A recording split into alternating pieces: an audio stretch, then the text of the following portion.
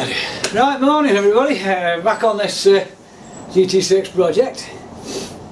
Been a little bit longer doing this dashboard. I remember on the last video I was saying the next project is sort of redesigning the dashboard to a way I would like to see it. I'm going to show you in a minute. Obviously this is what the video is about, and it's my way of thinking. Not everybody might agree, but I think it's kind of worked. But you know, the purists will say you're not supposed to change things. Well, that's everyone's opinion, and I'm happy with their opinion. So what we're going to do this morning is this quick video on how I've configured it. It's not the final finish. I've done all the mock-up for the templates, etc. and MDF, which is you know, a throwaway material, isn't it? Really, it's cheap. Simple 9mm. You'll need an overall thickness of about 12-14mm, ½ inch. You know, with that along that you can go. I've worked it out. You can go a little bit thicker with what the original was. This will be done in a walnut, which will be a 6mm walnut front and a 6mm backing, giving us the 12-14mm. Depends, I might use 9mm backing, yeah, I'm not 100% sure. But the reason I'm not just doing a veneer is, well, I'll explain why I'm not going to do a veneer when we just bring the camera into the dashboard, and it's going to be for the reasons which I'm going to tell you about. So what I'm going to do, I'll get the camera in here, try and set it up in a place where we can all see, and you can see what I'm explaining and how you think it is, and see what you think. Let's get cracking. Right, we're back in the car now. As you can see there, so we sort of try and get a, let's mess around with that for a sec. I'm bringing it in there. I can't see me at the same time as this, but I'm not too concerned. It's going to have to be held on. Now, that's obviously the speedo rev counter side of it, and that's pretty much the same, apart from I've removed a couple of switches from there and I've mounted them across this front here, as you're going to see, and I don't think that's changed an awful lot. But this is the centre part I've come up with, which has given me 1, 2, 3, 4 clocks all across a nice little line there, and obviously a bank of switches. Now I've obviously changed the switches because the old ones don't quite work, and I'm using this type of switch here, which is basically because the size of them is about right for what I've got. Just showing it. They got it from a company in the UK, Holden Vintage Cars or something like that. I'll see if I can make sure it's right before I end the edit. They're okay switches. They're not like what I would describe as a factory quality, but they're not far off, and I think they're going to do okay. Well, the reason I've had to go that size is because my desire to put 4 clocks across this bank here, and I've only put these clocks in just for mock-up. I'm not going to just double all my clocks up. You can see there's going to be sort of clocks in there. Is that the width I've got between the base of it and under the side of these clocks, you're restricted in height. Well, the next switches I was looking at were actually too tall for that, and I felt I'd be cutting far too much material away from the dash to to make it strong enough to do its job. And that's kind of what we've done, and I've also modified this top, it's a heater control rail. I worked out that I could actually lift it up a little bit. Now I've lifted it up. I think I've gone for 4mm, 5mm will be fine. You've got plenty to play with. A little bit further up again to give me some strength across this top section here. Bear in mind, once all these clocks are fitted in, and the clamps are at the back, it puts a lot of strength back into it, and it's going to be ½ inch thick, so it's not going to be weak in any way, shape or form. Like certainly I used a 51mm hole saw to cut the holes out for the clocks, and they're a nice fit there, a little tight in that respect. You can see I can pull them in and out, but with a little sanding, I don't know if you can hear that, you know, it actually rubs down, you know, the hole, so you can see it's a nice tight fit there. That one's a bit too tight. 51mm I found has been an excellent size. I've also got to put a slightly bigger cut in the outside of those to sink the clocks just a little bit, and I'm going to sink them a little bit, not a lot, you know. I might not even sink them a little bit, you know. Having said that, it's a decision I'm going to make once I've got the material made up in, you know, in the walnut material. You know, that's one of them things you can do after. You don't need, you just incorporate it into the design if you feel like you want to. But when I also lifted this up here, I'm hoping you can see inside there. There are your heater controls, and as you see them, there's like spaces there. I'm pointing at them with my finger. You'll see them on your own cars, obviously better. But I cut them down a little bit on the lathe, so you can't take it too much, because, you know, if you take it too much it will interfere on the body of the car.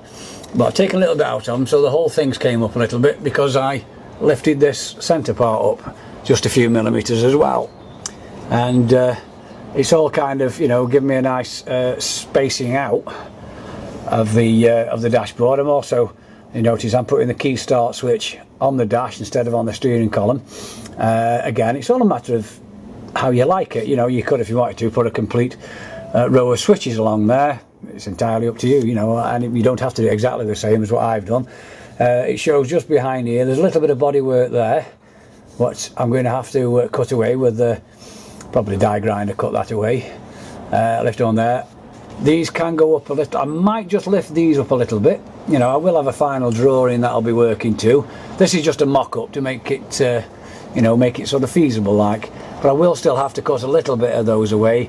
But I might take these switches up about another 3mm or something like that. You know, which might just clear it a little bit better. They're dead on line with where the car body is behind it at the moment, and I might just lift them up a little bit because it'll stand it. You know, another 3mm higher up there will be fine. But you will have to cut the outer corners out. You can see there's quite a bit of red there, if you like. That's, you know, the dashboard, the steel part, and same on this side. But, you know, there's nothing to be lost there. It's you know, perfectly you know, doable thing to do without, you know, compromising anything really. So, you know, that's it. Like, you know, I just wanted to show you. You know, obviously this side panel is exactly the same as the other side, and that's basically, you know, I don't even remember the hazard light switch used to be here, but what I've got on here, I'm going to have a washer switch there, because I bought all the switches, a washer switch there, a wipers there. This is going to be my light switch. This is going to be, on this side of it's going to be hazards, interior light and rear heated screen. You know, they may not necessarily be in that order, but that's the 3 on that side, that's the 3 on that side. Give me a nice bank of 6, which I think, you know, kind of looks quite sporty. And the clocks across the middle there is going to be obviously a temperature gauge, fuel gauge, oil pressure gauge, and I'm pretty sure I'm going to go for a charging gauge, amp meter gauge, rather than a clock, you know, a time clock or something like that, you know. But, you know, that's where we're kind of up to on that at the moment. You know, I've had to do nothing else. I've only put this bottom panel in here just for trim, just to sort of, you know, for effect really at the moment. I'm going to recover that, which is what I'm in the process of doing right now, you know. You know, and I say it's got in a bit, you know, that's kind of what we're looking at there. Anyway, that's kind of where we're up to, you know. I mentioned that's the next part of the project. You know, I don't know what you guys think about, that's my design. I say it has pulled away from the original, but I don't think it's taking anything away from the car, and you know, I'm using the black plastic switches which are 1970s. I'm just refiguring it, and you know, I think I've probably said before, my car is going to be a road car. It's not concourse. You know, concourse being a car which is all original, You know, modified cars can be just the same quality as concours, but they're slightly modified. And the theme I've got going in this car is modifications that a young man, because I remember these cars when they came out, and well, certainly this Mark III version anyway, it's a bit young for the earlier ones, but what young men used to do, you know, we all wanted to put an extra couple of clocks in if we could get them, you know. I've got gas suspension on these things, adjustable suspension. Well, we always wanted some shockers under there that were a bit sporty, didn't we? We wanted some bucket seats. I'm going to put some bucket seats in this, which is probably going to be from a MX-5. They're a quite popular seat to use as a conversion. They're far nicer seats than the original seats, bucket seats. You know, they're not cheap. You know, they 300 to 400 quid if you want some leather ones, you know. And that's where I'm going with my seats. And the theme around it is, it's modification that, you know, a young fella, 19-year-old, with his nice new car, wanted to do his modifications. Nothing radical, but just, you know, what every young fella would have wanted to do. And that's the theme I'm going with this car. You know, we all did it. Spot lamps on, we all small steering wheel. That's where we kind of, you know, the theme we're going. And I think the dashboard is kind of in keeping with that. It's not going too far away from the original car. And to do that, I mean, I've done that up in CAD, and I've had to actually learn a new CAD system that I'm not familiar with. The old one I had, I kind of lost it in reconfiguring my computer, and I've had to go for a new one, and I've had to learn how to use that, and that's, you know, takes time, doesn't it? Like, so I did it all on CAD. I've done most of the cutting out. I'm quite fortunate. I've got the milling machine over there, and it allows you to, you know, hold your parts nice and solid whilst you're doing the cutouts, etc. on it, and that's imperative. You know, you cannot hold this by hand and cut it out. It doesn't work. You'll make a mess of it. You know, same as doing the holes with a hole cutter, 51mm hole cutter. I did that on well, I actually did it on my drill stand, which is okay. I could have done it on the mill, but I wasn't set up at the time. Just for mock-up purposes, I did it on there. But, you know, I had that clamped down tightly whilst, you know, you're doing all this. You've got to carefully spot your centres for all your lines, because, you know, it's very easy to get all these clocks all wonky, isn't it? You know, all out of line, and that would be a disaster. If you're doing this, it's a dashboard, it's in your face all day long, and everybody else's face all day long, so you've got to make sure you get it right. Now, like I say, I've got the milling machine. When I cut out for the switches, I had to keep them nice and tight, because they are made for a lot thinner dashboard, so I'm having to make them a nice tight fit and snug them in so they will stay in place. You know, it means I've got to cut it very accurately. And okay, you're playing about the templates at the moment. If you get it wrong, you can always make a new one. But when it comes to the final walnut, you know, which will be, you know, it'll be put through the thicknesser to take it down to 6mm. It'll have birch ply backing on it, which is a nice strong plywood. Bonded that together. You know, when you've gone through all that, you want to make sure you don't cock up with your drillings or anything like that. You know, you've always got to make sure them are right. A lot easier to do on a mill. You know, I would suggest if you can get your hands on a mill, or get somebody to do it for you on a mill, that is by far the best way of doing it. Less chance of making a mistake. But you can do it without it. You know, you just got to remember it's got to be right, and you cannot get this wrong. If you want to do it on a template and get your template right, and then just use a router bearing cutter, and a bearing cutter to, you know, follow out the lines. That's another good way of doing it, because, you know, you can always make your template perfect, and then with your bearing cutter on your router you can copy it, can't you? You know, but I'm trying to emphasise, you know, accuracy on that layout is paramount, else it's just going to look a complete mess. But, you know, that's where we're up to. Like I say, I've done it on the mill. I'll go over here a little bit, and I've told you how I did it. I secured it on the mill whilst I was doing it. It does make a bit of a mess of the mill, but, you know, it does all clean up. You know, I've taken this this old piece here, the scrap piece, and you can see where the holes are, can't you? There. You know, these are mock-ups here. These are where my switches were. I just took that out to relieve, so you know, to relieve it purely to get all the waste cuttings out the way. They tend to back up if you don't. You know, you can see that I've had it laid down here. I've had my plate screwed down onto there, so it was all tight. It couldn't move, and I've used a router cutter on the mill to make it you know, fit nice. And you know, that's how I've gone about holding it all still. And I think that's, you know, again, I'm maybe going over again, but it is very important to get these lines still. This is what we're doing now.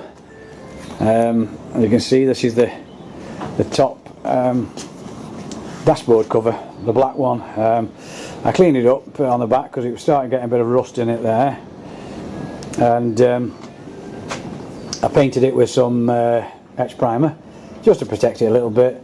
And then obviously we've got to start putting this new cover in, and as I've never done it before, I'm not going to film me doing it. I'm going to show you on the video exactly how I did it after, because like I said, I've not done it before, and I don't want just to try and show. If it doesn't work, it's just like videoing a load of rubbish. So I'm going to do it and then go through how I did it and worked. I've got the material from a company which is very fortunately local to me. It's, I don't know whether you can see it, it's like that leather look. It is a plastic stretchy material, and it looks a bit like the leather. I'll get it back on here.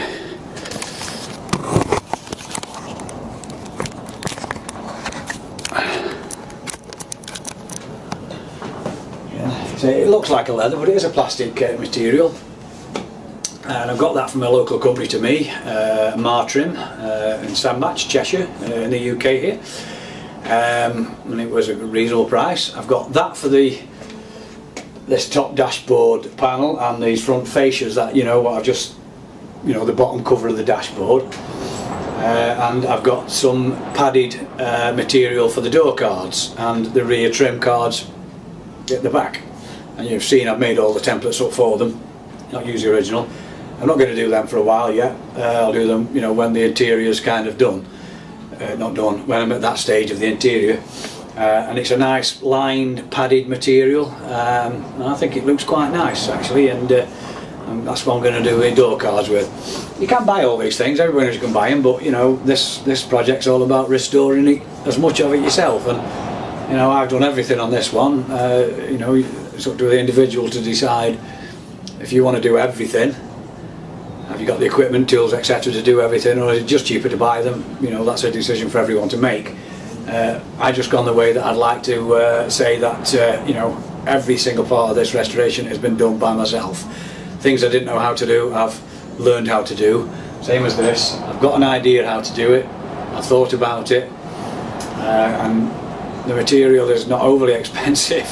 So if I don't quite get it right, then I'll modify the way I've done it, you know, but I'm going to do what I think now, and then I'll tell you exactly how I've done it. So that's probably all I can do on this video, to say where we're up to. The next part of the dashboard I'll show after it's all finished, in the walnut, etc. that I'm going to use. I'm not going to go completely the high gloss dashboard for this one. This is something else that I probably should mention. 1950s and 60s cars had a ultra high gloss dashboard finishes, you know, with a very deep luster, and it looked very nice, don't get me wrong. In a 1950s and 60s car they look very nice, but back when we go back into the 70s cars, that is softened off a little bit. It's not such a deep high gloss. We're going for a nice finish, but not that ultra glass finish, if you like. It'll be just a nice shiny finish. And I'm going to see how it looks, and if I'm not happy with it I may take it and try and lift it. But what I don't really want to do is make it that big deep shiny look, because it's not a 1970s look, that is a 1950s and 60s look, you know, in Rolls Royces and Jaguar and all this lot. Jaguar being my favourite cars. So yeah, I'm going to try and do it that way, a little bit softer, and see how it looks. But you know, that will be the next stage, how I'll do it. And whether I sink my clocks a bit further in like I did, like, you know, they were in the factory, I'm not sure yet. I want to see how it looks when it's all together, Simple thing to do, to sink them in after if I decide to. But at the moment I'm undecided, and when you're undecided about something, don't do it, do you? You don't do it and regret it. Just see how it all looks. Get an opinion or two maybe, and then once you've done that, do what you're going to do. You either do it or you don't, whichever one you think's best. Because no matter what you do, somebody will say, oh, I prefer them sunk in, or I think they should have been stayed out. Whatever you do, not everybody's going to agree. Do your car the way you want it, because it's your car. And you won't please everyone in exactly what you're doing, but hopefully that some people will see what effort and work you've put into making the best possible job you can do, and that is the only thing anyone can do. It might not be a full professional restoration etc. done in a garage with all the equipment and all the experienced technicians etc. to do it, but it's your best shot at doing a car. And if you don't do it, then it only gets scrapped and there'll be another one lost forever. So I'll see, I will show it, but more after I've worked out how I'm going to do it myself. So that's all for now. I'll see you in a bit on this other side. We're now at the GT6 interior fit out. So we're doing things that we've never done before, and I've never done this before. So I'll see you later. Thanks for watching.